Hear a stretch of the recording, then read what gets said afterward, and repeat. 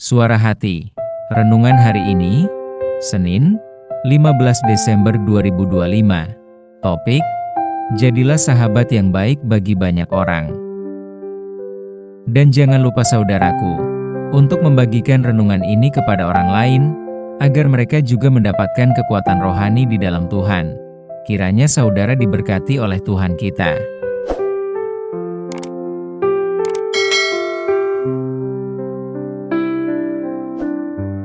Saudaraku, sangat banyak orang yang menjalin pertemanan untuk memperoleh keuntungan semata. Ya, hanya untuk mencari keuntungan.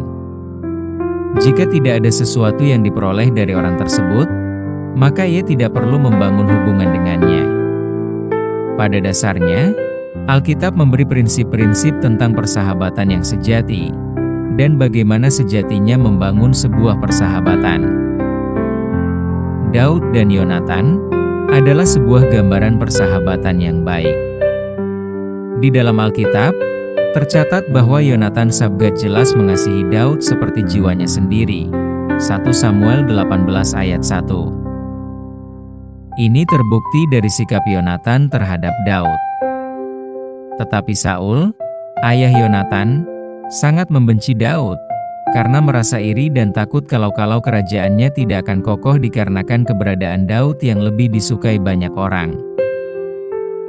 Hal ini yang membuat Saul hendak membunuh Daud secara terang-terangan. Tetapi Yonatan selalu berusaha membela Daud di depan ayahnya. Yonatan mengatakan hal-hal yang baik mengenai Daud kepada ayahnya. 1 Samuel 19:4. Walaupun Yonatan memberi alasan atas kebaikan Daud, namun hati Saul sebagai raja tidak merubah kebenciannya kepada Daud.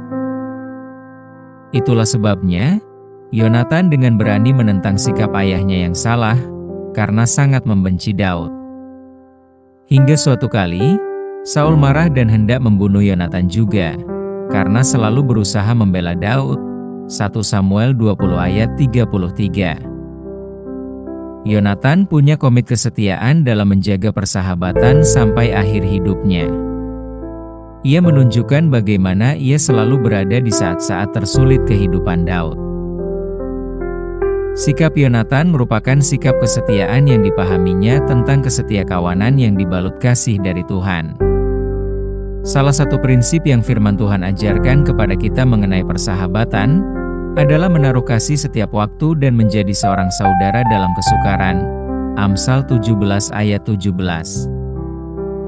Alkitab juga mencatatkan, tidak hanya sebagai seorang sahabat saja, bahkan menjadi sahabat karib daripada seorang saudara. Amsal 18 ayat 24. Mengingat indahnya sebuah persahabatan itu, maka Daud mengajarkannya kepada anaknya Salomo. Daud mewariskan itu, sebab Daud telah merasakan sendiri bagaimana persahabatannya dengan Yonatan. Demikian dengan Tuhan Yesus, yang telah menggambarkan bagaimana kasih yang terbesar kepada kita. Kasih yang berkorban terhadap sahabat, Yohanes 15 ayat 13. Prinsip persahabatan, bukan sekadar hubungan sedalam kita mengenali karakter dan sifatnya orang, tetapi seberapa dalam wujud kasih kita kepadanya. Bagaimana hidup kita menjadi tangan yang siap menolong ketika sahabat kita dilanda kesukaran, dan bukan malah menghindarinya. Sudahkah kita menjadi orang yang bersedia berkorban ketika sahabat kita ada di titik terendah kehidupannya, dan tidak menjauh ketika yang lain menjauhinya?